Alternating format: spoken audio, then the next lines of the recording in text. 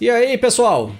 Tudo bem com vocês? No decorrer da história da Fórmula 1, em várias oportunidades, nós presenciamos performances de pilotos e equipes, performances muito boas, com desempenho muito bom na pista, que não resultaram em uma vitória, mas que tiveram uma importância ainda maior do que muitas vitórias presenciadas, que é o caso dessa nossa história de hoje, o Grande Prêmio do Brasil de 1978.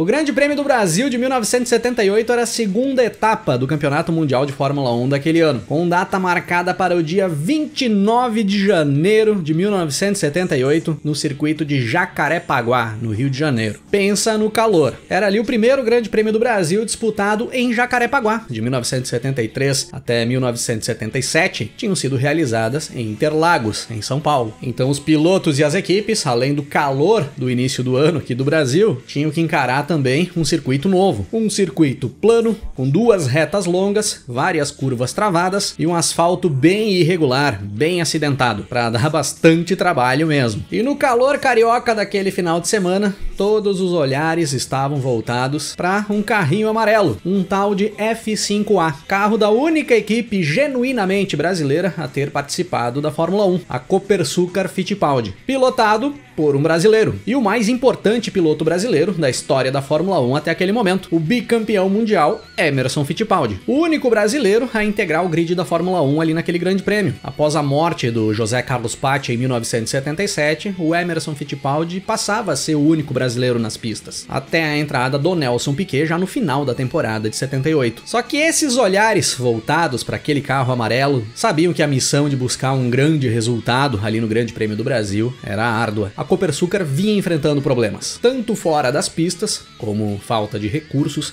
para conseguir investir no desenvolvimento do carro, quanto dentro das pistas, ali naquele início de temporada de 78. O F5A se mostrava um carro bem irregular, e a equipe vinha tendo dificuldades para acertar o carro ali para aquele início de ano. Na primeira etapa, no Grande Prêmio da Argentina, o Emerson conseguiu alinhar no grid apenas na 17ª posição. Conseguiu fazer a corrida toda, levar o carro até o final, só que chegou apenas na 9ª posição, mesmo com um número grande de abandonos que nós tivemos ali no Grande Prêmio da Argentina. O Emerson não conseguiu se aproximar da zona de pontuação. E ali para o circuito de Jacarepaguá, a equipe vinha sofrendo ainda mais para conseguir ajustar o carro, principalmente por conta das ondulações e da angulação da pista. Tanto que, no decorrer dos treinos, ali no final de semana, o F5A chegou a deixar o Emerson na mão. O brasileiro teve que descer do carro e empurrar ele para tentar levar até os boxes. Inclusive, o Emerson acaba pedindo ajuda para os fiscais que estavam ali perto, na beira da pista, o que acabou causando uma cena inusitada, pois os fiscais começaram a ajudar o Emerson a empurrar o carro. O diretor de prova mandou um rádio pro chefe da equipe dos fiscais, proibindo os fiscais de empurrarem o carro do Emerson. O Emerson acaba se desentendendo com o chefe dos fiscais, e aí rola até um início de porradaria. Pra quem vê o Emerson Fittipaldi com aquele jeito calmo dele, aquele jeito boa pinta, boa pessoa, o cara também era sangue quente. Também foi um dos responsáveis por gerar uma dessas cenas cômicas, que ficam marcadas pra história da Fórmula 1, e até os dias de hoje, quando a gente olha, a gente dá risada. Só que depois de muito trabalho, enfim, ali nos treinos, o F5A começou a render bem, e o Emerson consegue alinhar na 7ª posição no grid de largada. Faz um treino classificatório muito bom, somente atrás dos carros da Lotus, da Ferrari e da McLaren, que eram os 6 carros postulantes a brigar pelo título mundial. O Emerson ali no Grande Prêmio do Brasil de 78 foi o primeiro do restante do grid, logo atrás dos favoritos. Inclusive, rolou um rumor ali no paddock de que a Goodyear tinha fornecido para a Copersucar os melhores pneus, os mesmos que fornecia para as equipes de ponta, como forma de dar uma ajuda para a equipe brasileira que estava correndo no Brasil. E aí a primeira parte estava feita. Uma boa posição de largada estava garantida, mas ainda tinha toda a difícil e desgastante corrida no domingo. Conseguiriam Emerson e o F5A manter o bom desempenho dos treinos e chegar até o final da corrida, evitando os problemas e buscando um bom resultado? Era bem improvável, mas muita gente,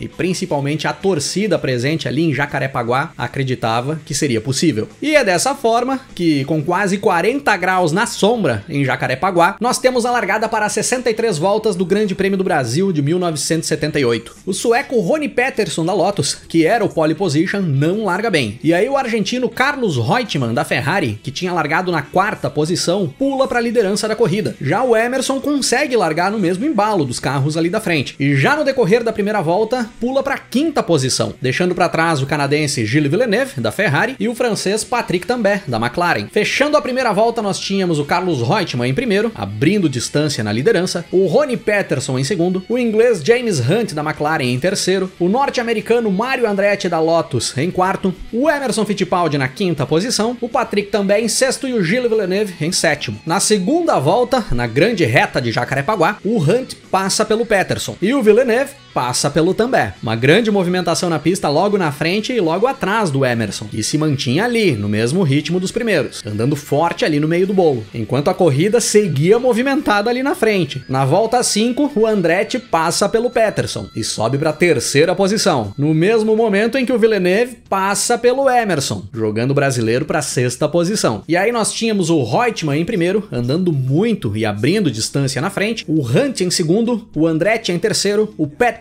em quarto, o Villeneuve em quinto e o Fittipaldi na 6ª posição. 3 voltas depois, o Villeneuve dá uma errada na pista, o que acontecia com frequência, diante da agressividade excessiva do piloto canadense, e o Emerson passa pela Ferrari e assume novamente a 5ª posição. E logo em seguida, o Andretti passa pelo James Hunt e sobe para terceiro. E aí o Emerson e o Peterson começam a ir para cima do James Hunt. Passávamos a ter uma boa briga pela 3ª posição, entre 3 carros. Na volta 9, o Peterson se atira para cima do James Hunt, no miolo do circuito, na curva da Lagoa, onde nem é ponto de ultrapassagem. Joga o inglês pro lado e toma a posição. E o Emerson Fittipaldi vai junto com o Peterson, pega carona com o sueco, se atira também e busca a posição do inglês. Tava insana a corrida ali naquele início, e o que impressionava muito era o forte ritmo que esses pilotos da frente iam impondo, sendo que era uma corrida longa, difícil e desgastante. Para ter uma ideia, ali na abertura da volta 10, o Hunt já tem que ir pros boxes para fazer troca de pneus, porque os pneus que ele tinha largado já tinham ido embora. E aí, passando da volta 10, nós tínhamos o Reutemann em primeiro, já com 16 segundos de vantagem para o segundo colocado, que era o Mario Andretti, que era seguido pelo Ronnie Peterson e pelo Emerson Fittipaldi. Logo em seguida, na volta 12, o Emerson passa pelo Ronnie Peterson no retão de Jacarepaguá, e aí os gritos da torcida nas arquibancadas chegam a abafar os roncos dos motores. Festa em Jacarepaguá, com o Emerson Fittipaldi e a sua Copersucar buscando a 3ª posição na pista e andando muito. Era impressionante o desempenho do Emerson com o F5A. Chegando na volta 15 de corrida, o Villeneuve tenta passar pelo Peterson, e aí os dois se enroscam e saem da pista, a ponto de os dois ficarem disputando posição na grama, para ver quem ia conseguir voltar para a pista na frente do outro. O Villeneuve acaba levando a melhor e volta para a pista na frente do Peterson. Logo em seguida, o Patrick Tambay, que estava mais atrás, se enrosca com o sul-africano Jody Scheckter, da Wolf, e são mais dois que vão dar uma passeada para fora da pista. E aí desses caras aí que se enroscaram, tanto o Tambay, quanto o Peterson, quanto o Villeneuve, precisam ir pros boxes para trocar os pneus. Já era as borrachas dos caras que resolveram se enroscar na pista. Quando nos encaminhávamos para a volta 20 de corrida, o Reutemann liderava a prova, com 24 segundos de vantagem pro Mario Andretti, que era o segundo, que tinha 6 segundos de vantagem pro Emerson Fittipaldi, o terceiro. Nesse momento, o Peterson abandona a prova. Aquele enrosco com o Villeneuve acabou quebrando um dos braços da suspensão da Lotus do sueco. Estava fora da corrida o pole position do Grande Prêmio do Brasil de 78. Assim como o Jody Scheckter, que acaba recolhendo o carro também com uma suspensão quebrada, após o enrosco que ele teve com o Patrick Tambay. E aí, enfim, as coisas se acalmam um pouco na pista. O Reutemann andando muito lá na frente, abrindo muita distância em relação ao segundo colocado, e o Emerson Fittipaldi por ali, acompanhando o Mario Andretti, seguindo na 3ª posição, sempre mantendo uma distância entre 5 e 6 segundos. E o que não acalmava era o clima nas arquibancadas, principalmente quando o Emerson rasgava o retão de Jacarepaguá, tentando buscar o Andretti na pista. Era insano o barulho que a torcida fazia. Passando da metade da corrida, vários carros já tinham abandonado a prova, e alguns ainda seguiam abandonando, principalmente devido ao grande desgaste que o calor e a pista irregular causava. Quando chegávamos à volta 40 de corrida, apenas 11 carros ainda restavam disputando a prova, dos 24 que tinham largado. E nesse momento, o austríaco Niki Lauda, que corria pela Brabham ali em 78 e era o atual campeão mundial, o Lauda tinha sido campeão em 77, ainda pela pela Ferrari, conseguia buscar o quarto posto na pista e vinha andando num ritmo muito bom. Mas a distância do Lauda, que era o quarto, pro Emerson, que era o terceiro, era de quase 20 segundos. O Emerson tinha uma distância segura para ir garantindo seu pódio. Só que o Emerson não estava contente com isso não. O brasileiro ia baixando o pé no acelerador e tirando a diferença em relação ao Andretti. Em certos momentos ele conseguia reduzir essa diferença para menos de 3 segundos na pista. O problema é que, quando o Andretti percebia isso, o Andretti também baixava um pouco mais o pé no acelerador e regulava essa distância. O Andretti tinha mais carro em mãos do que o Emerson, e quando ele precisava do carro, o carro respondia. Dessa forma, o Emerson, vendo que não tinha equipamento suficiente para conseguir buscar o Andretti na pista, resolve administrar o ritmo e garantir que chegasse até o final, inteiro, sem problemas. E quando faltava pouco mais de 5 voltas para o término da prova, um alvoroço da torcida toma conta de Jacarepaguá. E o maior alvoroço de todos, maior do que as ultrapassagens que o Emerson tinha feito até então. Num primeiro momento, o Emerson ficou até sem entender o que estava acontecendo. Ele conseguiu ouvir o barulho da torcida de dentro do carro, mas não entendia o porquê. Até que ele percebe que a torcida estava pedindo para ele aumentar o ritmo, pois o Andretti passava a ter problemas na Lotus e começava a ficar mais lento na pista. O Andretti passou a ter problemas no câmbio da Lotus, ali quando faltava um pouco mais de 5 voltas pro fim da prova. Mas ele ia se mantendo na pista, num ritmo mais lento. E aí o Emerson baixa o pé no acelerador, chega com facilidade no norte-americano, não toma conhecimento do Andretti na pista, bota o carro do lado, do jeito que dá um chega pra lá no Andretti e toma a segunda posição do norte-americano. Aí sim, a partir daí foi tirar o pé do acelerador, administrar o ritmo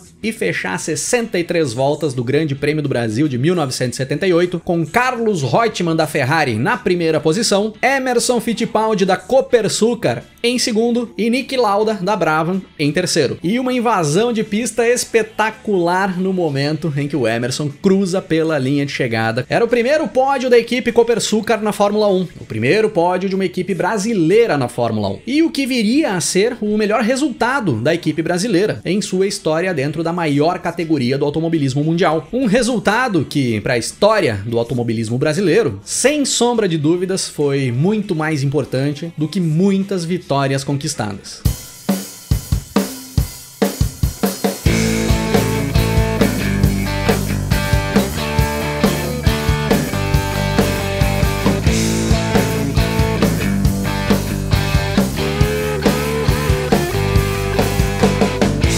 Siga conduzindo a sua história.